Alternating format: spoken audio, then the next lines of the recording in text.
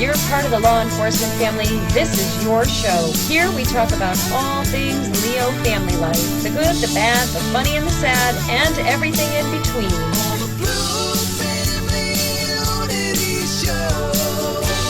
The Blue Family Unity Show was created, written, and produced by Elsa Kurt. Music written and produced by Dan Tracy. Back for another episode. Today's show, we are talking to Stephen and Krystina, a really, really amazing, wonderful couple.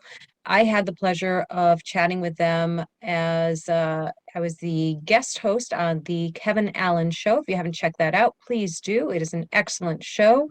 And not just because I'm going to be guest hosting a bunch of episodes with Kevin. He's a great guy, great topic. So please give that a watch over on LET Unity, or you can find Kevin Allen Show on Facebook, on YouTube. So today's guests, Stephen and Krystina, like I said, they are a fantastic couple with a really incredible story that I think is going to be really impactful for a lot of us in the law enforcement community. We will be talking about the stigma of mental health crisis or issues in law enforcement families. And Stephen is a police officer, and he has been very candid and open about his experience and dealing with some mental health issues that he had going on, and everything that came with that, and the results of that, and what happened as a conclusion of those issues, of addressing those issues. And it's a story you don't want to miss. So before they come, I want to talk a little bit about this issue of mental health and law enforcement, and how and why this is such an issue. And I wanted to, there's the obvious reasons, but I really wanted to do a good job on this, do justice on this. So I really wanted to do some research and make sure I had some pertinent information to give to you about this. And one of the things that I learned, I found a website called American Police Officers Alliance. It's AmericanPoliceOfficersAlliance.com. And the subject, of course, is mental health. And in this case, it's mental health statistics in police officers. And they had some pretty eye-popping statistics on there that really gave me pause. And I think it's going to give you pause as well. One of the things that they said that really made me say, wow, was that 1 in 4 police officers has considered committing suicide. 1 in 4. That's a lot. That is a lot. And when you think about what they deal with on the job, the stressors of the job, it becomes a little less surprising, doesn't it? What they see on a regular basis. And I know, of course, we have over 700,000 sworn police officers in the United States alone. So to assume that they all have the same experience and the same circumstances is absurd. So we can acknowledge that different areas, different departments, different regions will have different experiences. So, and then if we go with logic, of course, we know that officers who are working in higher crime, higher population density environments are going to, of course, experience more incidents that may affect them negatively. Just for example, and this is according to AmericanPoliceOfficersAlliance.com, the Department of Justice reported on the Chicago Police Department, stating that their suicide rate is 60% higher than the national average. Again, 60% higher than the national average.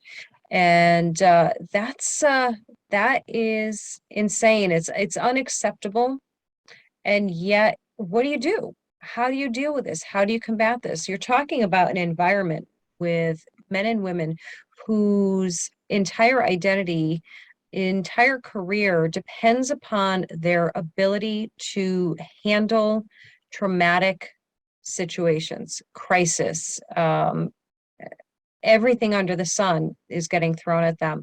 And they are expected to go from call to call,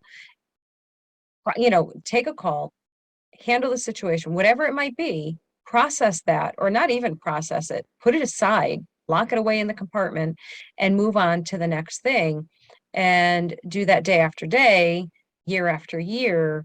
And when do they get to pull this out? When do they get to acknowledge it? There's a stigma attached to admitting or acknowledging uh, that type of stress, that type of crisis, mental crisis in this profession, because the expectations that are put upon them and that they put upon themselves too. Even at home, I think that's probably a big issue as well. A lot of times they have that veneer, that wall that they put up, and it's not just to protect themselves, it's to protect their families from the horrors and trauma of what they experience and what they see. I don't really know any police officers who come home and share every detail of every call, the gory, the graphic, the gruesome, the heartbreaking, the devastating. They share snippets. We get, and I will speak only for myself here. I get snippets. I get little pieces. I get stories that have probably sat in a mental drawer for years and years and years. And every once in a while, he will pull some of them out. And those are, of course, those are his stories to tell, not my stories to tell. So I won't be telling those stories. But I can tell you right now, the stories that he has told me, the very few of a 35 plus year career, those stories have left, not to be dramatic, but I'm going to be dramatic. Those stories have left scars on my heart. And I didn't even witness them. I wasn't there for them. I didn't see it. I didn't experience it. And yet, just hearing about them, just hearing the details of some of the cases that he has dealt with over the years, um, I cannot fathom to actually experience that. And so let's talk about like a day in the life of a police officer for a moment. A day in the life could be a very quiet day. Not a heck of a lot goes on. A traffic stop, uh, hanging out in the department, filling out paperwork. And the very next day could be answering call after call after call of tragedy and horror and just the depravity of humankind, just seeing the worst of humanity. You're talking about people that are going from, let's just say, for example, a murder suicide. And they go to that call and they see all the horrors of the aftermath of that. And, we like to gloss over those things, but forgive me for being graphic for a moment. But the reality is they are seeing potentially copious amounts of bloodshed. They are seeing body parts. They are seeing truly traumatic things that we watch a movie and we turn away. I mean, I turn away because, I got a weak stomach when it comes to that stuff. So I'm not looking. Maybe you can look. Good for you. But when you're looking, you also know that it's fake and that it's, special effects and all of those kind of things. We're talking about people who are looking at the real thing. And so they go to that call, they deal with that, they process that, they do that. And I don't mean mentally process that, I mean do the work of processing a crime scene. And then maybe they go answer a traffic stop, pull somebody over for rolling through a stop sign. I don't know. And that person is, offended because that police officer wasn't warm and fuzzy and friendly and nice to them, because the general public does not have a single clue of what goes on or what possibly goes on, so they answer that call and they deal with that shitty ass person's attitude. And then, or maybe they dealt with a great person, who knows? But I'm just sharing with you the possibilities of a day in the life. And then they go to a call of an infant that drowned in a pool, or they go to a uh accident scene, and then they go have lunch, or then their wife or their husband calls and says, hey, could you pick up milk on the way home? So this is a day in the life. Like, this is reality. And the average person could not do this. It's as simple as that. And I will tell you, I am the average person. I could not do this. I could not do it. So I think the least that we can do, of course, is to try and help them and be the support system that they need. That makes the most sense to me. I mean, other people, what makes the most sense to them is to criticize and judge and do all of that stuff. But hey, that's them, you know, that's not us. That's not how we roll here. And so now to bring this back around to Stephen and Krystina, our upcoming guests, they experienced the whole roller coaster of this lifestyle and the toll that it took on Stephen and also took on their marriage. And this is an incredible story. And I really think you're going to be really amazed by them. So we're going to take a break.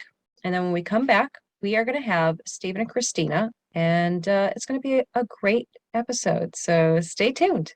Hey, family, this is for those of you new to the law enforcement family or just looking for some relatable content. My book, Welcome to the Family, Life Behind the Thin Blue Line, is available on Amazon and through my website, elsakurt.com, and most major online retailers. This is a must-read survival guide for significant others new to the law enforcement family. When you become a police spouse or a significant other, you enter a world most can't imagine. The contrast can be jarring and often scary, especially in today's society. This book helps those new to the lifestyle navigate the myriad of challenges faced by LEO partners, but also shares the many joys of living life behind the thin blue line. Inside this book, you'll discover the ups, the downs, the normal and not so normal, coping strategies, tips for fostering strong and healthy relationships, and even the humorous side of law enforcement family life. So pick up your copy of my Amazon best-selling book, Welcome to the Family, Life Behind the Thin Blue Line, today.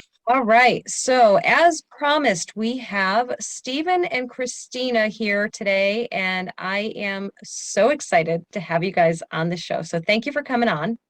Thank you. Thank you. We're glad to be here. My pleasure. So you and I know that we've already chatted once before over on the Kevin Allen Show. And today I get to chat with you again, one-on-one or one-on-two, I guess, technically, right? And we are, as you know, of course, we're discussing the stigma of mental health in law enforcement. And I'm really just going to kind of hand it over to you, Stephen, to start off with, and you kind of tell us your story and kind of how this all came about, you speaking out about this. Okay. Well, I'm Stephen. This is my wife, Krystina. I've been a police officer for 12, 13 years now. But before that, I had some issues early childhood. And I think that's a lot of times why people like us grow up to become police officers, is the issues that we had. Mm-hmm. But I had some issues in my childhood that I didn't deal with. I never got any help for the things that I'm learning through therapy what complex trauma is and Mm-hmm. how it affects you. So for a long time, I thought maybe it was just PTSD. Maybe it was something like that. My therapist sat me down and explained what complex trauma was, and I was like, hey, that makes a lot of sense. So Will you mind explaining a little bit about complex trauma? What exactly does that mean? Okay, so what it's been explained to me, and I am by no means a mental health professional, but just what it's been explained to me, if you draw a comparison with PTSD, right? Mm-hmm. So you picture a graph, this is where you are, you're cruising along life, and bad stuff happens to you, whatever that is, whether that's, combat, stress in work, whatever it is, and you spike up, right? So you're up here. And through either help or on your own dealing with these issues, you start to come down. Now, you may come down to where your original baseline was, or you may never come down quite there, and you may have what's a new baseline, right? You dealt with this issue. This is your new baseline. So that's kind of PTSD. With complex trauma, you never have a baseline. So, you're going through life in early childhood and bad things happen. And you go up, and more bad things go up or happen, and you go up. Then you join the Marine Corps, which is what I did out of high school. And then you go up a little bit more. And then when you get out of the Marine Corps, you become a police officer. And so the everyday stresses and everything, you go up a little bit more. So there's never a plateau. So it's just escalating, essentially, correct? And there's never a baseline. So what's been explained to me by my therapist is that we have to create a baseline. We have to create where my happy area is. So in early life, things like I went to 6 different elementary schools. Wow. That was normal to me. I didn't know anything. That bouncing around, that affects your ability to keep interpersonal relationships and things like that. Sure. And when I was 16, my best friend committed suicide. So that was really hard, and it was one of those that nobody knew, right? Especially at 16. At 16, even with what we know now, dealing with that at 16 years old, that's incomprehensible for most of us. And then I joined the Marine Corps. I was deployed to Iraq. And while I was there, my cousin, who I was really close with, between him and my grandfather, taught me everything I know about hunting, fishing, the outdoors. He was dealing with schizophrenia, and he killed himself. Wow. I didn't find out about it until almost a year later when I came home.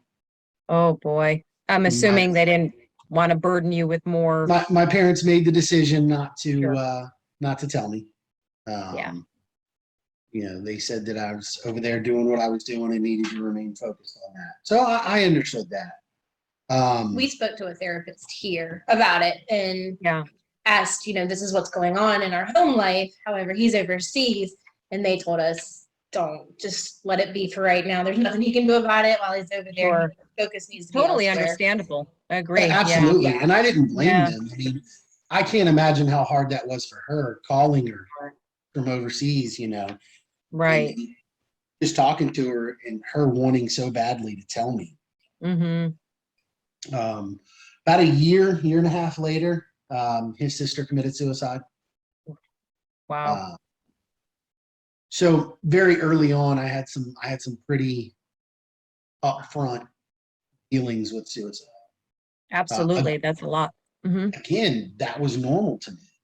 Not that suicide is normal by any means, but walking through life, I figured everyone knew 1-2 people that had done it. It was my life. That's the only life I lived. Yeah. Wasn't that until was your experience. Right. It wasn't until I was in therapy that I realized, that's not the case. So much. Absolutely. In talking to my therapist, I came home and I talked to her and I was like, hey, other than the people that you know from my family, how many people do you know that have committed suicide? She's like, none.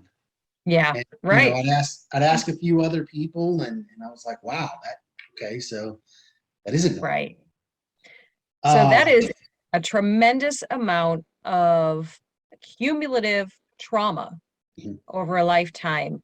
And then you add to that, you go into the Marines. And by the way, I hate to put this as an aside. This should have been like right out there, but thank you so much for your service. So grateful for that. My husband is also a Marine, so you two would probably get along pretty well. I'm thinking you guys would have some good conversations, I bet. But so you come home from the Marines. Did you go directly into the police department? So I was a reservist. Okay. So I was actually a police officer while I was in the Marines. Oh, just like my husband. Crazy. Go on. So I joined the police department and went to work for a very smaller agency. Okay. It's about 22 square miles, but averaged about 14 to 18 homicides a year in Jeez. square miles. So the amount of rapes, robberies, homicides, shootings that I saw just in a small 7-year window was astronomical. Yeah. Wow. And I'm sure she can tell you. I see it now, looking back. Didn't see it then. Right. But compassion burnout. Sure. Changing the way I felt, the way I viewed people in the world. And to an extent, I think all of us are going to deal with that, whether first responders, whether that's police, fire, EMS, dispatchers, all of them. We're all going to, because you see the worst of the worst in people on a daily basis. It's basically a self-defense mechanism. If you keep letting it saturate you, you almost have to turn that part of yourself off, I think, or at least try to, or give yourself the perception that that's what you're doing. But of course, you could probably attest to that does actually happen. You shut off maybe the conscious part, but it stays inside. It stays locked in there, which obviously is not healthy. But you're absolutely right. I think that's a very common. We talk about compartmentalizing a lot, and to a degree it's healthy, and then it becomes a point where it's not healthy, and you keep shoving things in drawers, so to speak, and if you never open them, at some point they're going to bust open themselves. And I'm guessing that's kind of what happened. It is, and not to jump too far ahead, but what I'm learning now is that there's a time and place to deal with these things. So, in the middle of a 10 and a half, 12-hour shift isn't the time to deal with them. Right. But you've got to deal with them at some point, because if you don't, they'll eat you alive. Yeah, absolutely. I had a pretty big breaking point. I responded to a infant that wasn't breathing. So we got there. My partner and I did CPR on a 6-month-old baby. Mom had co-slept with the baby on the couch, and in the middle of the night rolled over and suffocated. And she was gone before we got there. But because of the way that Mom had slept with her, she still felt warm. Wow. So, and it didn't help that I had how old was Braden at the time? 2 months? Yeah, 2 or 3 months old. Yeah, so I had a child very close in age. So I would come home every day after shift, and I would look in the crib to make sure he was breathing. Absolutely, yep. And if he wasn't, I'd wake him up. And then go to bed and leave her to deal with it. I totally get it. Not husband of the year. No, behavior, right? No, but and I'm sure, Krystina, you can agree that in hindsight, like understanding the why of what he was doing didn't make your sleep patterns any better. But boy, understanding in hindsight is pretty incredible, right? Right. Absolutely. So fast forward a little bit down the road, and we are pregnant with our second child. She's pregnant with Zach. My mom had passed several years earlier, and my dad passed of a heart attack. Wow. And so I've got a 12-year-old brother who has nowhere to go now. So we went from having one child. He was 16 months old at the time. 16 months old. Now we have a newborn and a 12-year-old. Oh boy. Wow. And it happened that quick. And that was my breaking point. That was the beginning of the end for me. Sure. I didn't know how to deal with stress. I have an issue with anxiety. I wasn't dealing with that. And I held on for a little while because my father always taught me, you grin and bear it. Right. Do what's best for the family. You come second. And to an Were extent, you able? I'm sorry, were you able to, even at that time, were you able to identify what was going on with you as like the anxiety? Did you recognize it as that, or were you almost like disassociated from the emotional part of what was happening to you? I was in complete denial. I was Mhm. in complete denial. So Okay. growing up, my mother, I think a lot of law enforcement and fire and EMS guys can attest to seeing this on a daily basis. Mhm. There are a lot of people who have mental health issues, but they abuse those mental health Right. to get what they want. Sure. My mother was one of those people. Okay. I would watch my mother flip a switch while she's on the phone talking about how horrible her life was. Mm-hmm. To the second she hung up that phone, she went back to everything's fine. Mm. Now, that being my mom, always first love is his mother, Of right? course. That's Right. what we gauge our life off of. Yeah. That was a huge turnoff for mental health for Mhm. me. So much so that I was in complete. I was like, no, not having it. Don't even want to have the conversation. He Right. tried to have the conversation with me multiple times, and I was like, Mhm. nope, stop. We're not having this conversation. Yeah. So Christina, you saw things. Now, correct me if I'm wrong. You guys have been together for quite a long time, right? You high High school? high No. school. High school. Yeah, I thought so. Okay. So you probably know him better than he knows himself.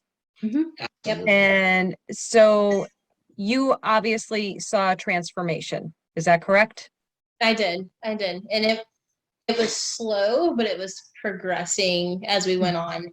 And like he said, when we got Daniel and, we uprooted our lives, we Mhm. went from a 3-bedroom house to now we have this 12-year-old who, when he wasn't with us, he didn't have any rules. He could watch whatever he wanted, stay up as late as he wanted, do whatever he wanted.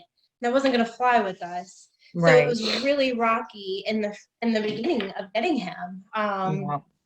He bucked us a lot.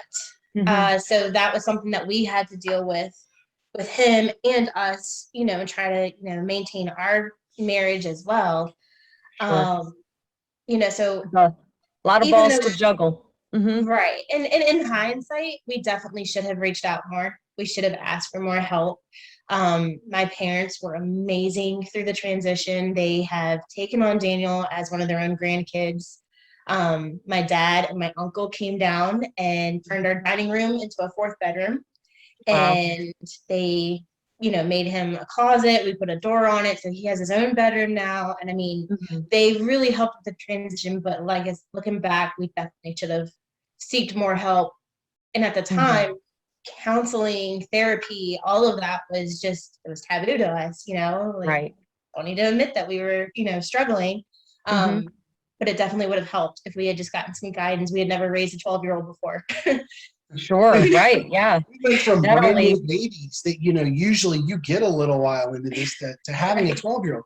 And not yes. only having a 12-year-old, but having a 12-year-old who years before lost his mother, Right. and Yeah. who So then he's lost going his through his foster. own experiences of loss and, Right.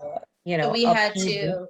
to, right. And we had to Mhm. deal with that. We sent him to it was Camp Comfort Zone that we sent him, which was Okay. for children who have lost loved ones, whether it's a parent, a sibling, or just any relative or friend or anything. So we sent him to that, which he was a rock star at. He loved it.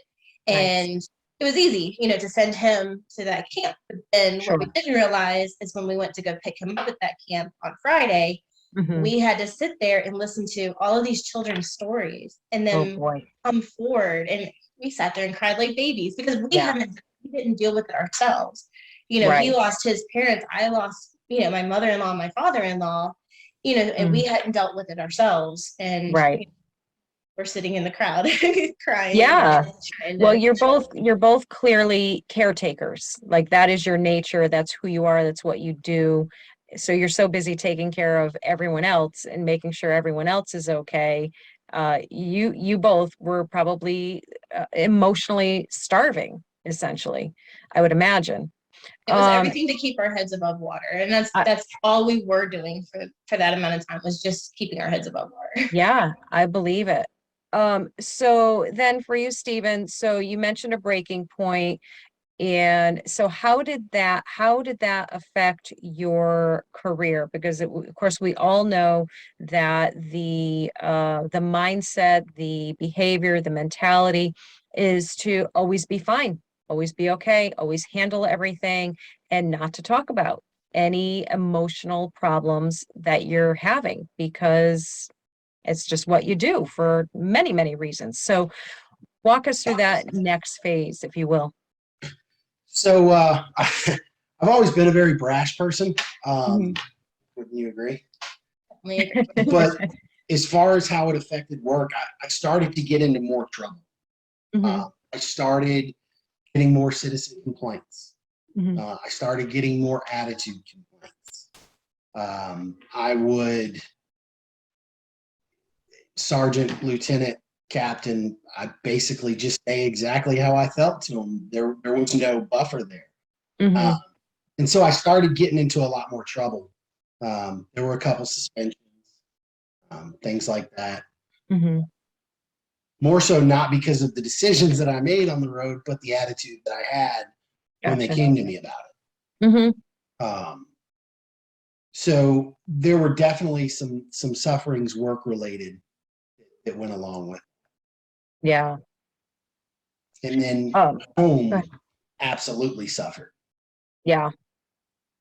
Yeah, you were, what were your feelings at that point, Krystina? Were you hitting a point where, I don't know, sometimes I hear like the spouse will say, you know, I was getting to the point where I was ready to give him an ultimatum, either pull it together or we're through, or, I mean, I know enough of you to know that quitting is not an option for you. So how did you handle all of this going on?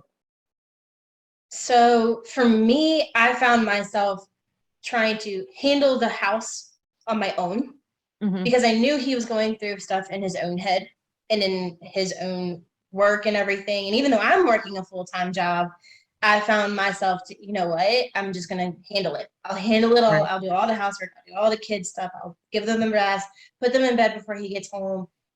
Just, it was two reasons, you know, for to not have to have him come home and deal with it, because I knew he was going through enough, but I also knew it was going to spark an argument. You know, it was, okay, well, I've done this, this, and this. What are you going to do now? You know, so a lot of times I walked on the eggshells. Yeah, you played the role of peacekeeper.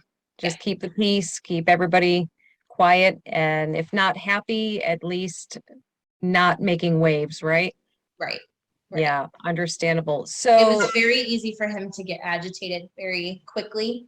You know, so it was definitely just one of those things where, like you said, peacekeeper, and just just do it and, you know, be done with it, get the kids in bed, and everything's fine. Yep, I totally get that. Now, Stephen, at what point did you decide it was time to get help? We actually, I held on for a couple more years, maybe a year and a half after we got Daniel. There came to a point when I couldn't take it anymore, and I went to her and told her I wanted a separation. 2 years after we got Daniel. And so I ended up moving into an apartment. She stayed here with the kids. I would come here and spend the night on my days off.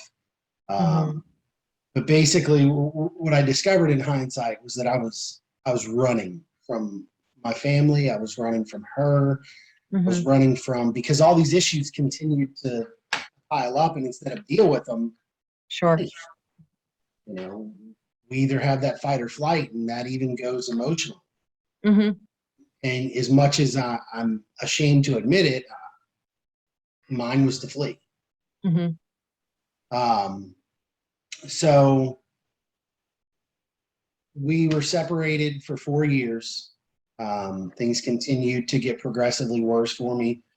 obviously got a lot worse, living on my own, not having my kids around. I got into a relationship with a dispatcher that was a very toxic relationship.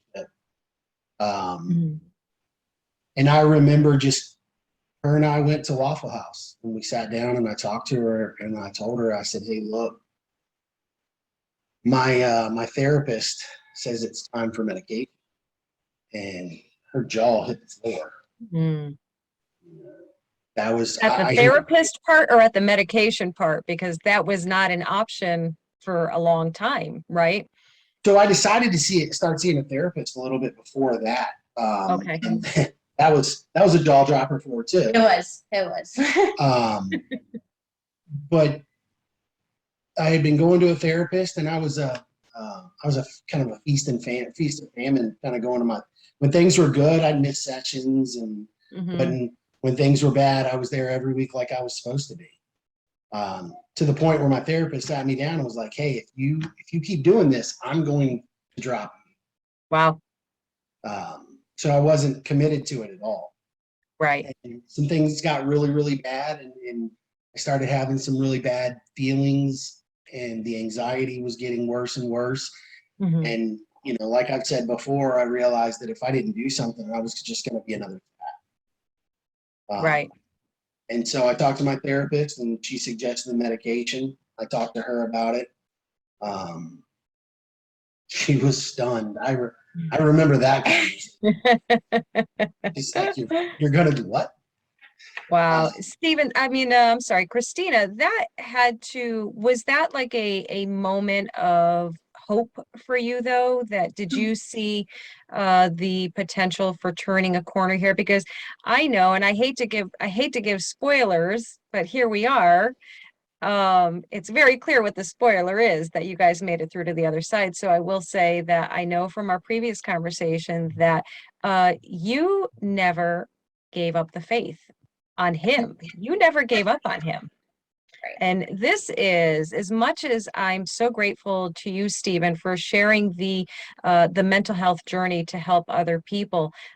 I love the love story of this. I'm a love story kind of, listen, I'm a girl at heart. What can I tell you?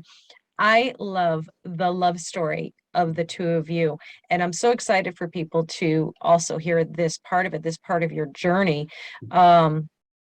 Krystina, talk to us, please. When he finally started going to counseling, we were about 2.5 years into this. And yes, it was a huge ray of hope for me, because at that point, I felt like I was just grasping at every little piece of string that I could. I made sure that we maintained that friendship throughout the separation. Nobody on Facebook knew. Whenever I posted on Facebook, it was, had a great time at the park, and I would always include him in those posts and everything. So nobody, when it finally came about that we were separated, everybody was shocked. And it wasn't until recently, within the past couple of months, that, Stephen came out publicly with everything. And people were messaging me and they were like, we had no idea. I was like, I wanted it that way. But yeah, it was hard. There were moments where, and I was telling him this the other night, of just laying in bed and just waiting for the kids to fall asleep so that I could process my emotions and I could cry and I could get it out. And, there was a select friends that I could lean on. But there was also some friends that, didn't understand. They couldn't understand why I was holding on. He was in a relationship with, someone else. But I knew his heart, and I just knew this wasn't him. And even though he didn't come around as much, he came over on his days off, which really wasn't that often, because he basically worked so much regular hours and then worked the overtime on top of that. He had to pay for an apartment on top of helping me pay for mortgage, and we send our kids to a private school. And, what do you say, maybe halfway through our separation, our house was being foreclosed on. So, and that was really scary. We were 2 weeks away from them auctioning our house off. Wow. And I had to dip into my 401k and just frantically try to save our house. So there was so many things that I was trying to deal with at home, and also try to, maintain that friendship with him, because as long as I kept that friendship, I knew there was a hope. So when he sat me down at the Waffle House and he told me that he was getting on meds, I told him then that, because he came into that conversation thinking that I was going to think less of him. And I told him then, I said, Stephen, as long as you're getting help, and as long as you're doing what your therapist says, you're taking medications, you're working on you, I'm not going anywhere. I've come this far. Why on earth would I back out now?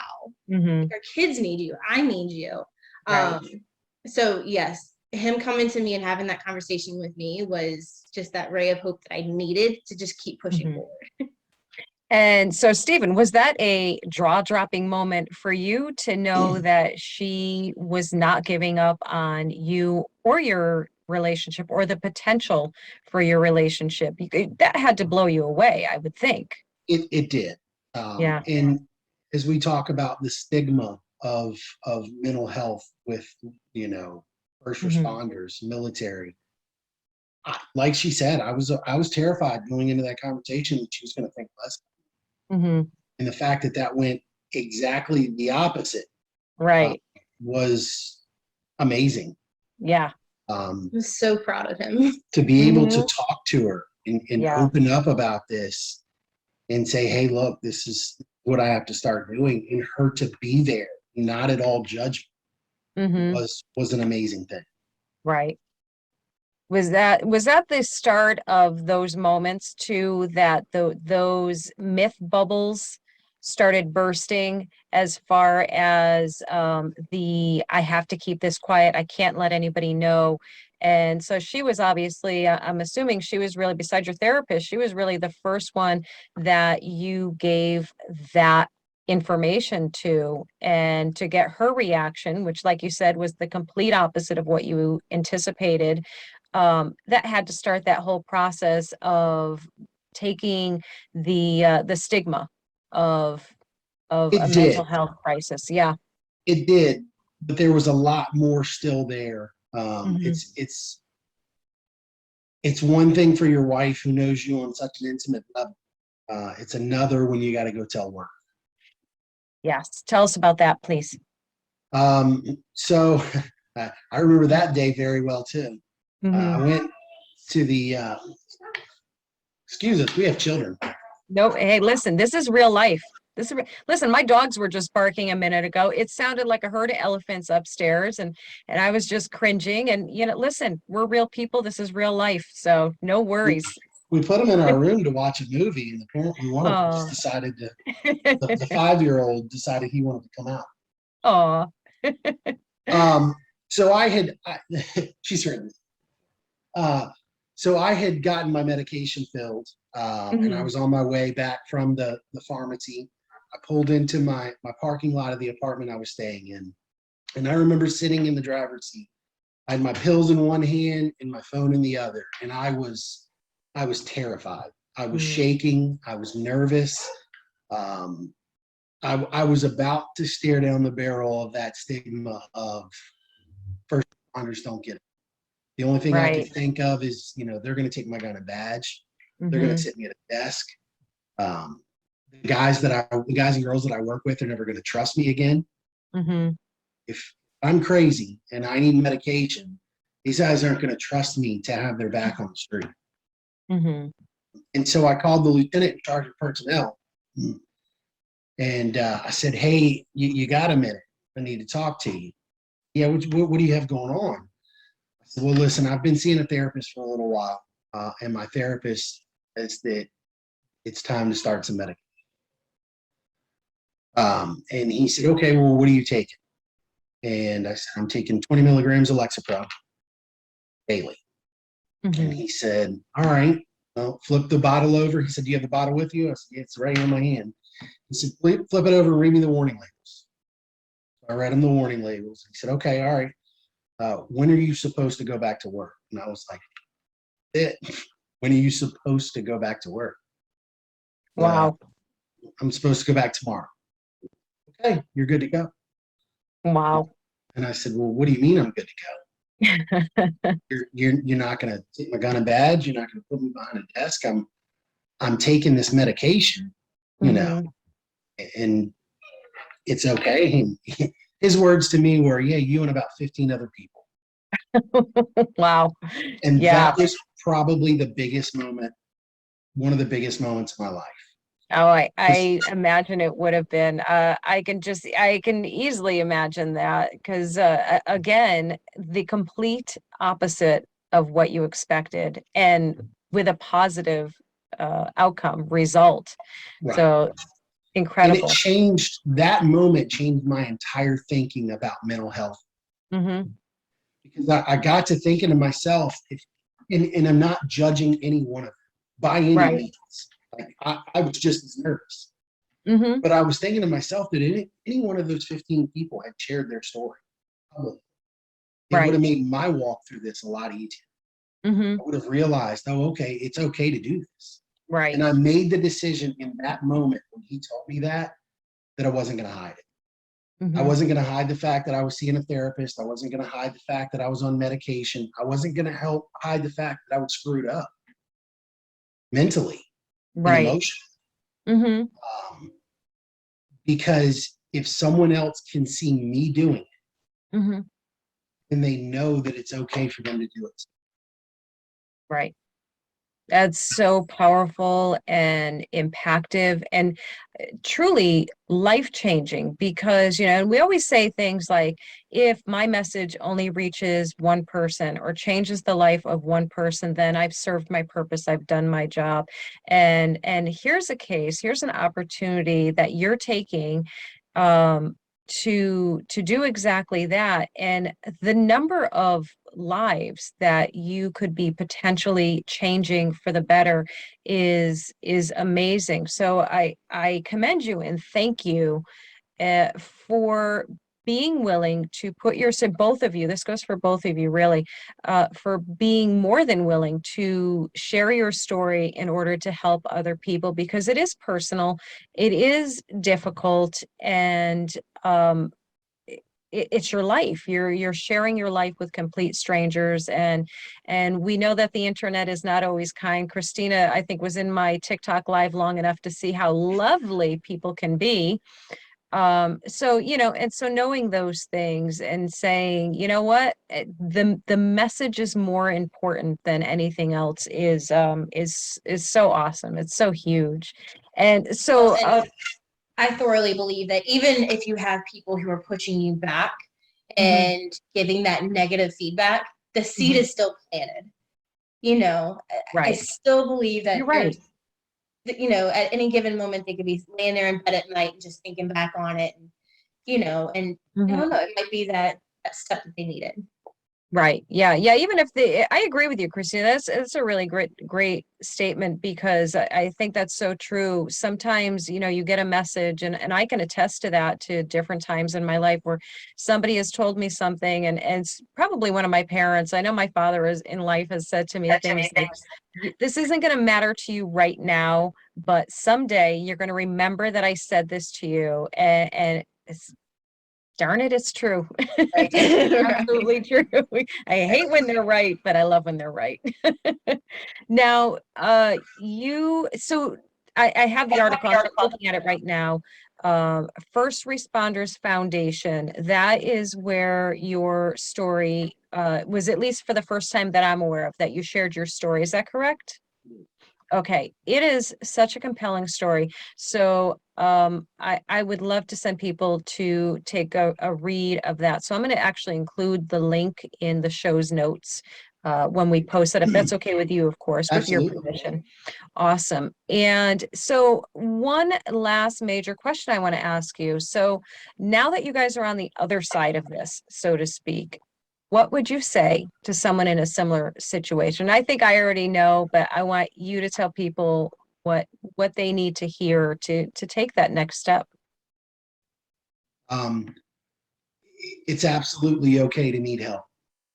Absolutely okay, especially in this profession, to need help. Somebody once explained it to me. and I'm paraphrasing, but trying to do this job and not suffer emotionally and mentally is like trying to walk through water and not get wet. Hmm. It's going to happen. Mm-hmm.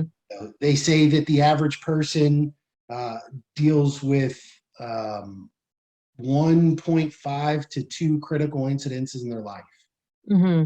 Police officer in a 20-year career is likely to run into over 200. Wow. Wow. So, That is, Very high number. right. yes. So you're gonna get wet. Mm-hmm. But when you get wet, it's okay to ask for a towel. Mm-hmm. It's okay to ask for help.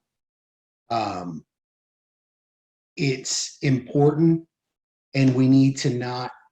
A lot of the reasons we don't get help Mm-hmm. is because of the lies that we're telling ourselves. Right. The lies that I told myself. Mm-hmm. They're going to bench me. They're going to take my gun and badge. Right. The guys and girls on the street won't trust me anymore. I'll tell you, since that article you referenced went out and went public and I shared it on my Facebook, I've gotten more messages, Mm-hmm. Facebook messages, emails, and phone calls from people that I worked with that Mm-hmm. say, thank you. Wow. Somebody needed to say it. So it's not that they're going to lose trust in you. Don't think Mm-hmm. that at all. I get where people come from when they have those thoughts, but I promise you that's not the case. Powerful words there. Powerful message. You two, I can't say it enough, so I'm going to say it again. You two are amazing. You are a beautiful couple, very inspiring. I can't begin to tell you how grateful I am to both of you for sharing your story. And Krystina, you are a powerful, amazing woman. And I wish you both and your beautiful family years and years and years, an entire lifetime of happiness and sharing your message with people and helping people. And well, we're going to have to do this again. I would just love to have you guys come back Love again it. because this is such an ongoing topic. It's not one that's going to go away anytime soon, unfortunately, but thanks to people like you, it will become less and less of an issue because people will get the help that they need to just make their lives better. And this doesn't end here for us. Mm-hmm. It's just the beginning for us. We call this our new marriage. I love it. You know, I got to give her all the credit in the world. The only reason that we are even together today is because she held on. I can't take, yes, I decided that I was going to go to therapy. I decided that I was going to get better, but I would have been a better single guy, right? The only reason we're still together is because she held on. I love it.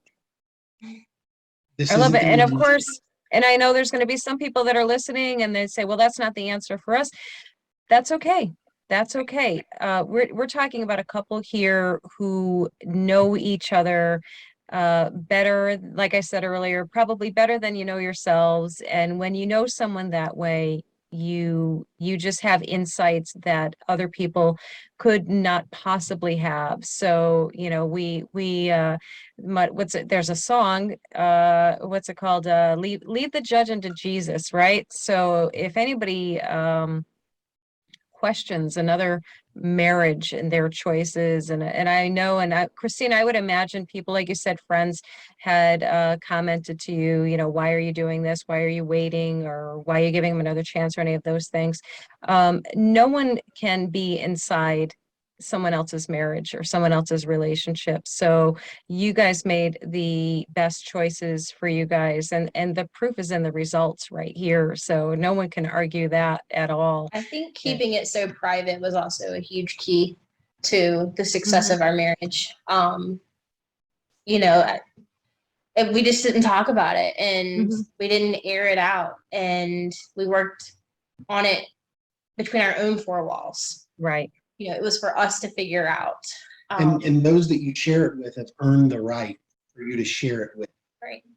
Yes, I love that. Just because it's happening in your life doesn't mean that everyone needs to know. Right. I remember that lesson. I remember my grandmother saying that you don't, I mean, the saying was always like, don't air your dirty laundry, but it's simply, but it simply meant like this is your relationship. This isn't yours and everybody else's relationship. This is for you to work on. You don't need outside opinions to cloud your own judgment. This is between two people, and that's it. And I love that you both honored that, and I know the struggles were there, of course, but ultimately you kept true to that, and I think that's really a testament to a strong marriage, strong people. So, 1,000 times over, thank you guys so much. I really look forward to watching your journey and seeing how many people you guys help, because it's going to be a lot. Thank you. All right, guys. Once again, this was Stephen and Krystina. I would love for you to check out Stephen's article in First Responders Foundation. We will put that link in the show's notes. And until next time, remember that united we thrive. Take care, everyone. And take care, guys. Thank you.